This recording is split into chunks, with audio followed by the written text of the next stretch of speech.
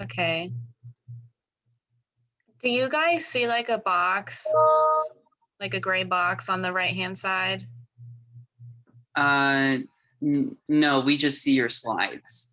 Okay, I have the chat box open. So in case anybody asks, if anybody wants to ask questions throughout, just feel free.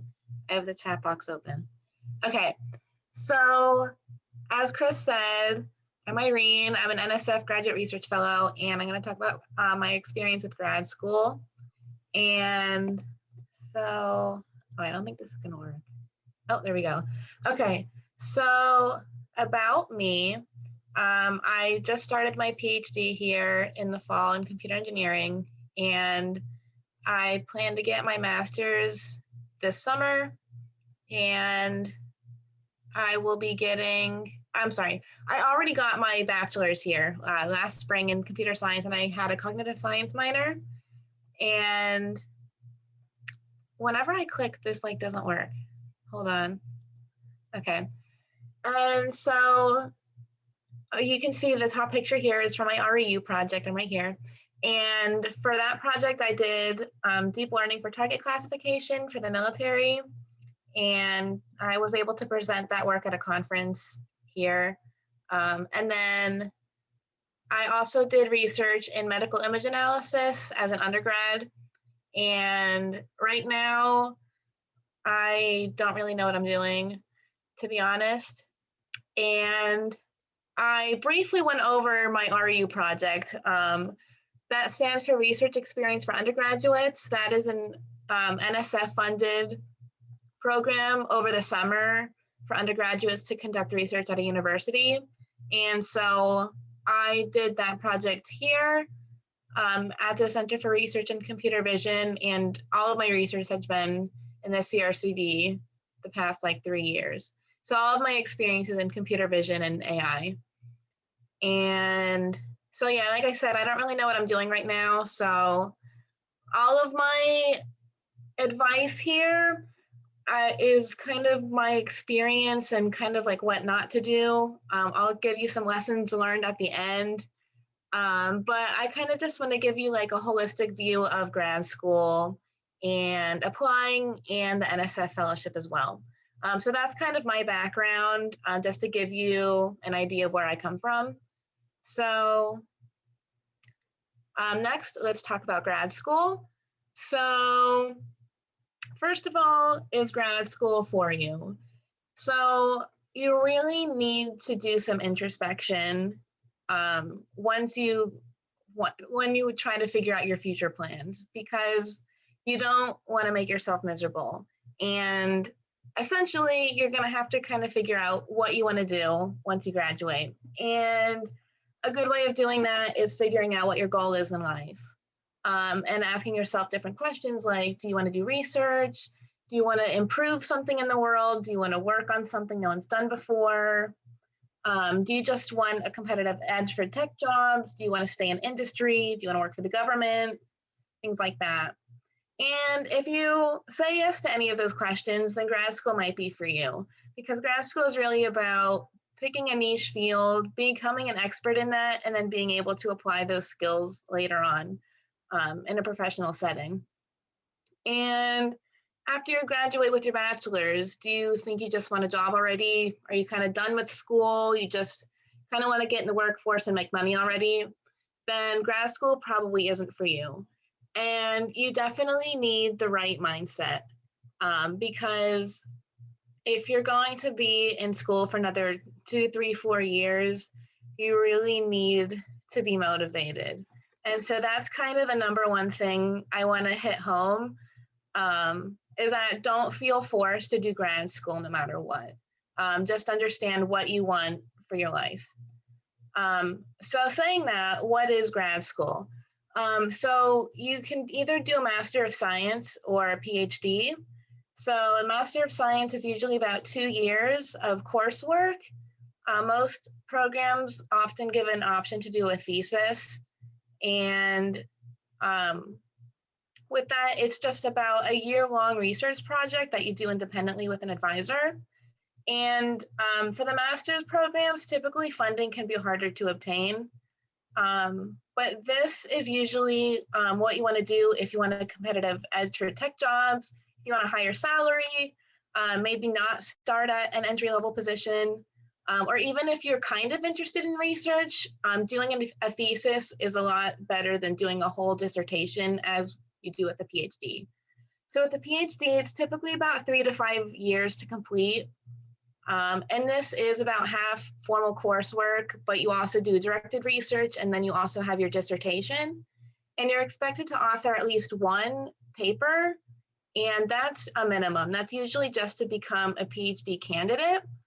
And that will then require usually a lot more paper publishing as well, because that's kind of what's pushed for now.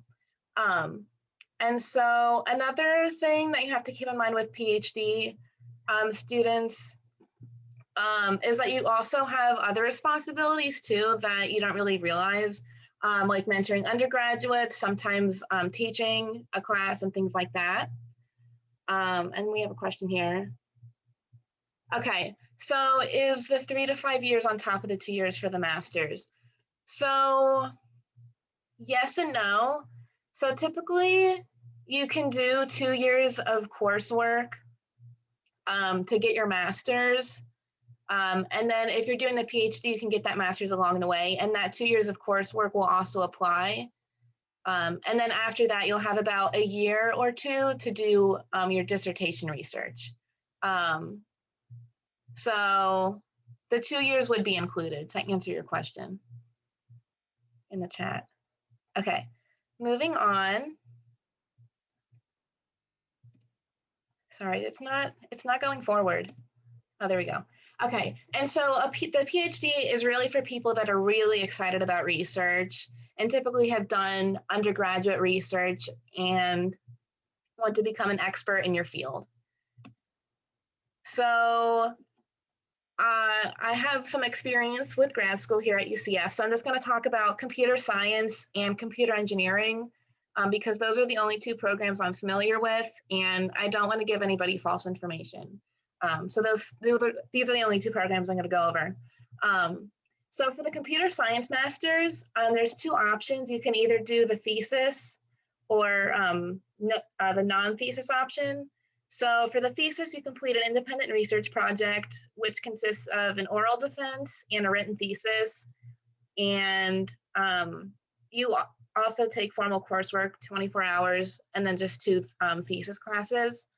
And for the non-thesis option, it's all formal coursework, or you could do formal coursework plus independent study, where you basically just research whatever you want on your own, but there's no pressure to publish or anything. And for that, you would also need an advisor to approve a syllabus for that.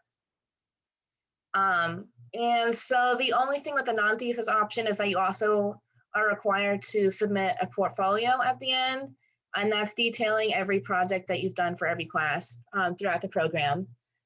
And the one thing that is important to note about the computer science masters is that you're required to take those 2 classes. But besides that, there aren't as many restrictions, but there are a few other required classes you're supposed to take. And opposed to that, there's the computer engineering masters, which is a lot more lenient. So number one, there aren't any required classes, but there are 4 specialization areas: computer networks, computer systems, machine learning, and software systems. And so you can kind of pick and choose whatever you want there. So it's a lot more lenient. And that's ultimately why I chose computer engineering over computer science. And again, this program also has thesis and non-thesis options that work the same way. And I just realized I'm missing chat questions. So the thesis, do you mean like time-wise or like pages? Pages, okay. So typically it's about 45 pages total, but it can get up to 60 or 65 if you're really trying. And, but that also includes like the appendix and references and things like that. And it's double spaced, and it includes a lot of figures. So in total, it's probably not more than 20 or 30 pages of writing, but the whole document's like 60 pages. And then your defense is usually about an hour long. And that's just pretty much just a PowerPoint presentation explaining all the research you've done. And then your committee asking questions about that. And is one preferred over the other? Or does it just depend on what you want to do post-masters? Okay, that's a good question. Okay, so let me go over this slide and then I'm going to answer that question that's in the chat right now. So at UC, computer science and computer engineering programs work pretty much the same way. They both are 72 hours total with with the computer science program having 9 hours of required courses, which are the same ones that are required for the masters. And then you also have your dissertation hours and electives, which are up to you to choose. And then the computer engineering PhD is the same way, but you have more freedom with the coursework. And both of them require a qualifying review within 2 years tenured candidacy, which basically just proves to your committee that you are eligible to become a candidate. Basically, that means you have to have a paper published, and you have to present that to your committee as well. And then both of these programs also allow you to get a master's along the way. You can use the same coursework for your master's for your PhD. So it's a simple process to do that. So going over all of that, it really depends on what you want to do after graduation. If you want a job, if you want to go into academia, really, if you want a job in tech, a master's is preferred. If you want like a senior research position or any research position really, you would want a PhD. That would be my answer for that question in the chat. Sorry if that was really lengthy. Oh, you meant thesis versus non-thesis. Okay. So there really isn't a preference. However, I think if you are applying to a PhD program, a separate one, aside from the master's program that you're doing now, I would say a thesis is better. But other than that, there really isn't one way or another to choose. It's really up to you if you want to do a thesis. Okay. So for funding, so when you apply for your PhD or to a PhD programs, you're automatically considered for assistantships at the university. And there's also national fellowships available that you can apply to as well. So I don't want to say you're guaranteed funding, but you're almost guaranteed funding as a PhD student. And then for the master's programs, you're typically not considered for funding unless you have an advisor that has funding for you. And that just requires that finding somebody that has funding and is able to take you on as a student. But there are other national fellowships that are for research-based master's programs. For example, the NSF Fellowship is also for master's, not just PhD. But also I know UCF also has different assistantships as well that you can look at if you apply there. And so for funding, it always covers your tuition or cost of attendance or both. And it also includes a stipend or hourly wages on top of that. And so now if you think you want to go to grad school, where should you apply?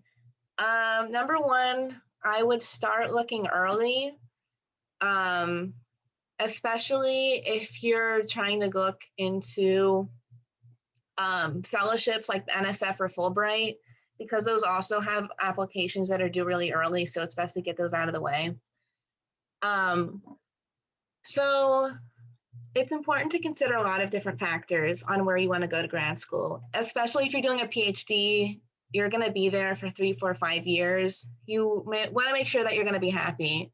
So you really need to ask yourself what kind of research you want to do, where do you want to live, is the prestige of the school important to you, is there a certain professor that you want to work with, things like that. But essentially make sure you'll be happy, because if you're not motivated to do that program, you're not going to succeed. And it's very hard to do your best if you don't want to do it. And I know that from experience. So once you pick a school, how do you apply?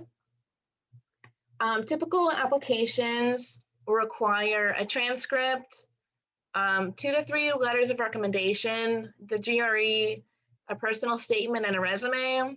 But a lot of those depend on where you're applying. There's some master's programs that don't require any letters of recommendation, and a lot of schools now are starting to waive the GRE. So it's best to double check the requirements for every application, because you don't want to take the GRE if you don't have to, because it's expensive and it sucks. And aside from that, for your letters of recommendation, for the PhD program, typically you're going to need 3. And it's best if those come from research advisors that you've worked with in the past or employers. And it's really good if you've done research off campus, because that shows off-campus connections, and it would be great to have a letter from them. And then also don't expect a similar application experience. This is kind of just a personal pet peeve of mine that I want everyone to be aware of. Like every application was different with a different UI, and it was just very difficult. So just expect a difficult application process, in my honest opinion. So going on from that, if you're doing a PhD, you'll most likely need to identify at least 1 faculty advisor that you want to work with. And again, do your research early on who you want to work with, because this is super important. And again, you're going to have to ask a lot of questions, do your research on what they've worked on, specific projects and paper that they've done, if they've received any funding, what kind of grants they've had, how many students they have right now, to see if they have any room for you. And then other things like, what are their lab conditions like? Are their students happy? Because you don't want to put yourself into a situation where everyone's just unhappy, because it's also going to make you miserable. So that's all I have about grad school. So I'll look at the chat more too, if anybody has more questions. But going on to the GRFP.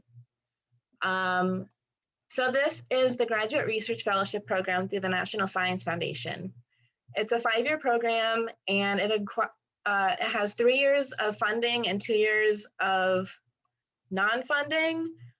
So the point of that is for 3 years, you would be doing classes and doing research full time. And in the 2 years of reserve, you could take part in exclusive opportunities like internships and things like that. And this is a really prestigious fellowship. It has about a 16% acceptance rate.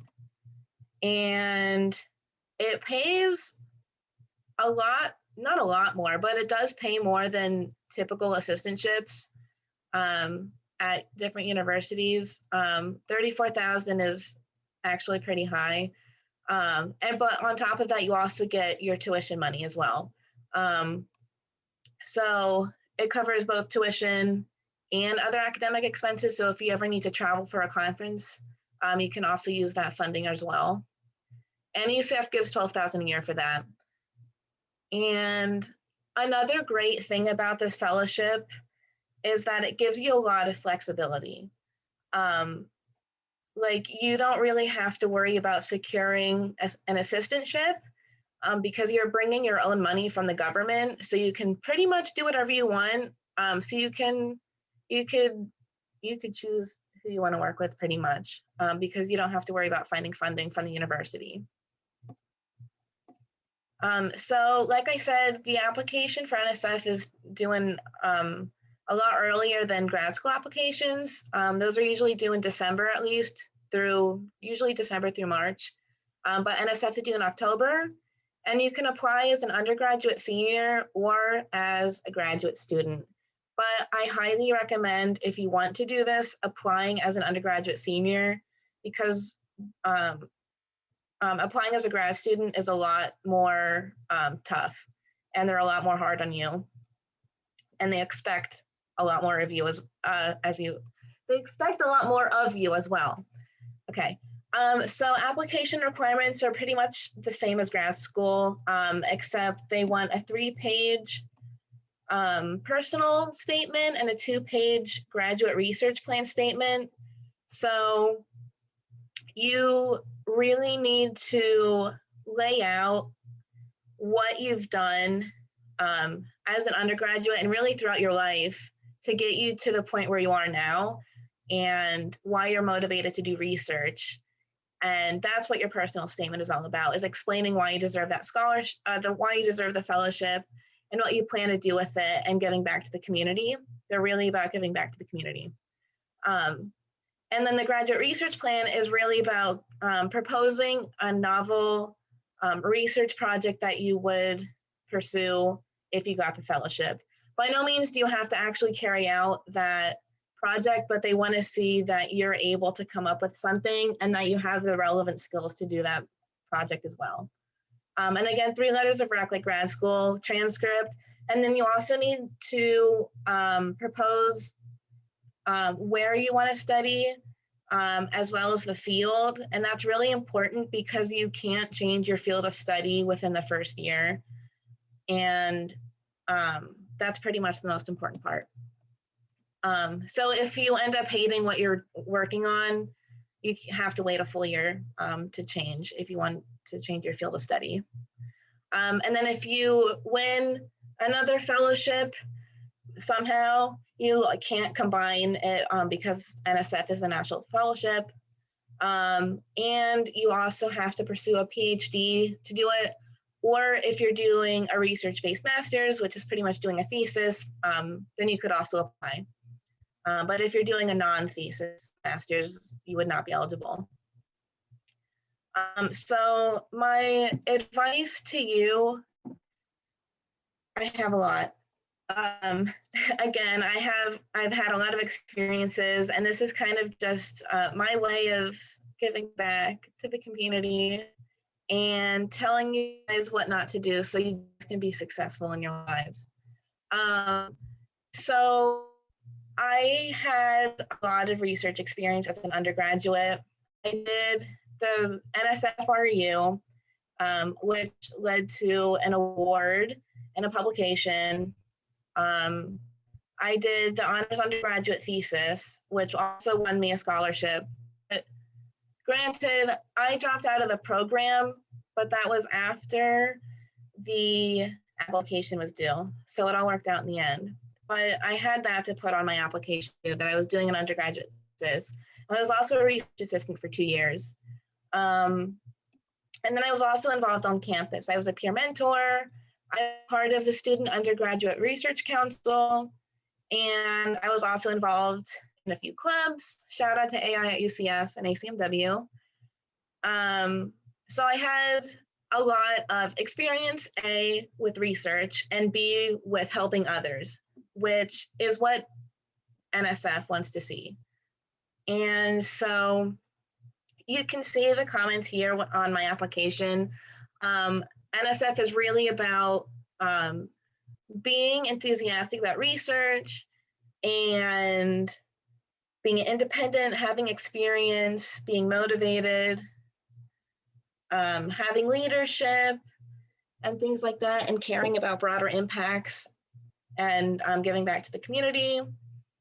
And again, having passion and enthusiasm for research and knowledge is really what grad school and NSF is all about. Discovering new things about your field and, just becoming an expert in one topic. That's really what this is all about.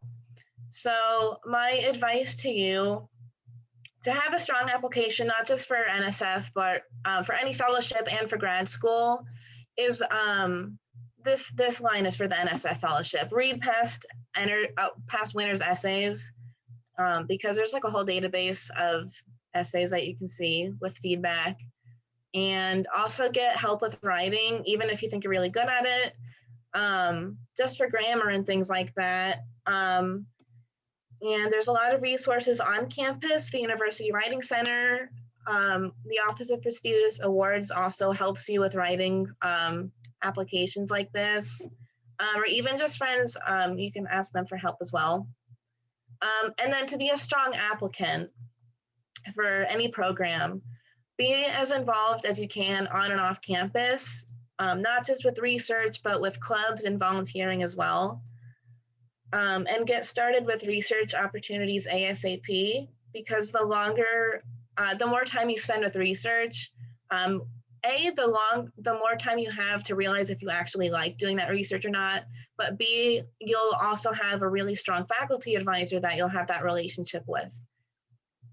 And then also be passionate about your work and self-motivated to be your best self, because grad school, advisors really like to see that you're motivated intrinsically and that you care about what you do, because that's one of the biggest traits that successful grad school students have, is being motivated like that. So one last page on lessons learned. Take care of yourself. Always put yourself before school.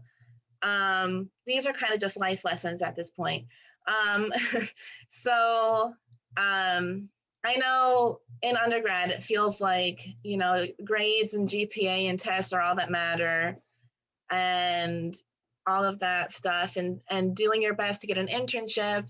But if you need a break, listen to your body and give yourself a break, because you can't accomplish anything if you just can't do it mentally. And so on top of that, don't try to pressure yourself to do everything at once. Especially if you're pursuing grad school, if you're motivated to do all of that, you're gonna wanna tackle everything at once. But make sure you take a step back and see what you can actually handle. I made the mistake of these past 2 semesters taking 12 credit hours of grad classes instead of 9, which is typically the limit. Plus doing research, and I do not recommend it, because you can't put enough effort towards everything and you kind of start to crash. And also stand up for yourself. There might be times where your values might be questioned, or you might try to get pushed over by administration, but you have to make sure you stand up for yourself. And lastly, most important to me is do introspection to make sure you're in the right field, because you don't want to start doing a program for how many years and realize you don't like it. So you want to make sure that you're happy in the end. So that's all I have. Connect with me on LinkedIn, or email me if anybody has questions. I've helped other people with their essays for the NSF Fellowship. So if anybody ever needs, advice or help or anything like that, I'm always open to help. There's a question in the chat.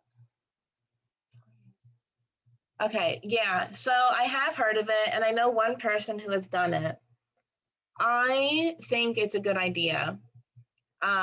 If you can afford it, at least, because grad classes are more expensive than undergrad.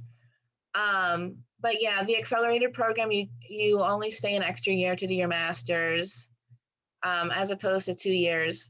And I definitely recommend it, unless you want to stay in school an extra year. I don't see a reason to do that, though. Is there any other questions? I know I kind of talk fast.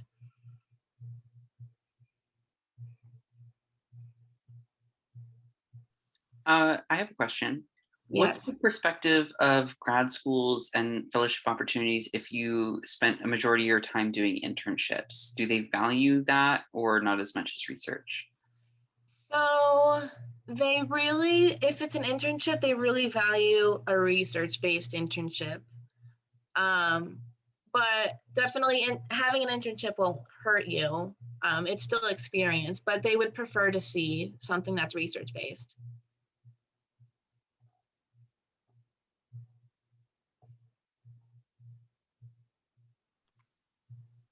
Rob asks in the chat, in terms of doing introspection, what kind of questions should I be asking? Pretty sure whether I want to go into industry, exactly what I want to do. I'm just talking about how I go about that. These are all great questions. I'm trying to think. My introspection has been over a year-long process, so I've been asking a lot of questions myself.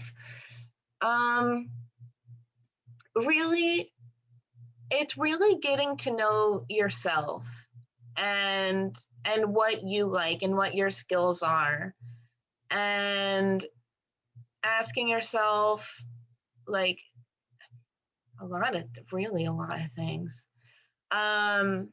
Like, what kind of person are you? Are you a workaholic? Do you want weekends off? Things about life like that. Because if you're going into academia, you're going to have to do a lot of work. Especially if you're doing a PhD, it's going to be a lot of late nights and a lot of weekends. So if you want to set boundaries for yourself like that, industry might be a better way to do that. With like a typical 9 to 5. Asking stuff about your personality. Do I prefer working alone or with a team? Do I prefer doing research, or do I prefer developing something on my own, or implementing things, analyzing things, things like that. It really is just understanding what you enjoy and what you can see yourself doing in the future. Yeah, I guess I could go on and on and on, but I hope that kind of answers your question. I have another question. Mm-hmm. Do you know anybody who has gone to work full time and then decided they wanted to come back and do grad school later? Yeah, there's a lot of people in my classes now that are like 40 years old and have had a job for several years, like 20, 30 years, and are coming back to get their PhD now. And it's really interesting to see because they ask a lot of interesting questions that you would never think of, and they actually really care about what they're learning about. So yeah, I've definitely seen that happen.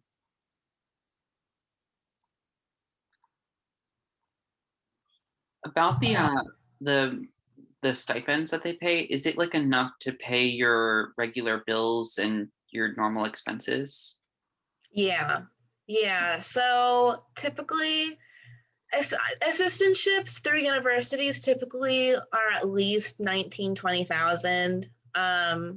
But I've seen them range to like 25 to 30,000. And with fellowships like NSF, it's 34. So it's definitely enough to pay for living expenses. And then you also don't have to worry about tuition because that's already paid for. But yeah, I've been living well off of my NSF money. So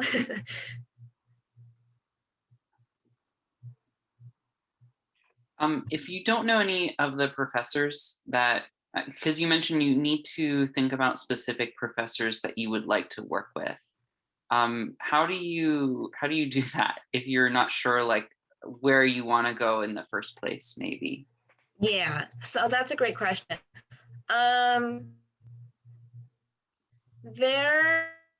Yeah. So usually if you have one university in mind, you can just go on to whatever department that is, or lab you'd like to work with, and go through all the professors in the lab or that department and see what they're working on, and they'll each have their own webpage. Aside from that, if you don't know what university you even want to go to, there's a lot of ways to narrow down your search.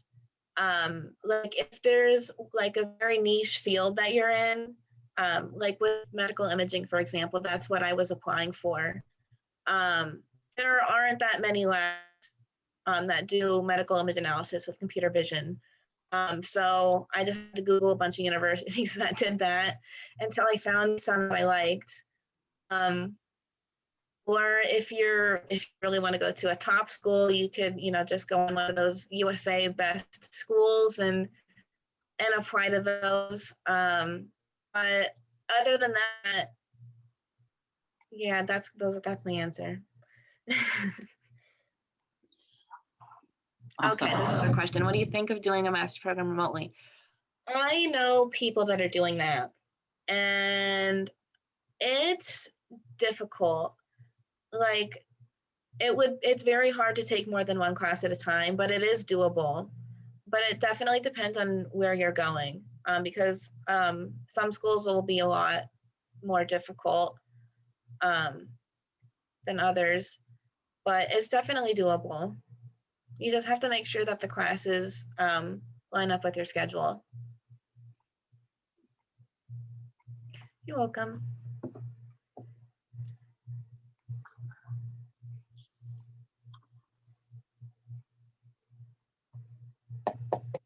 All right, does anybody else have any questions?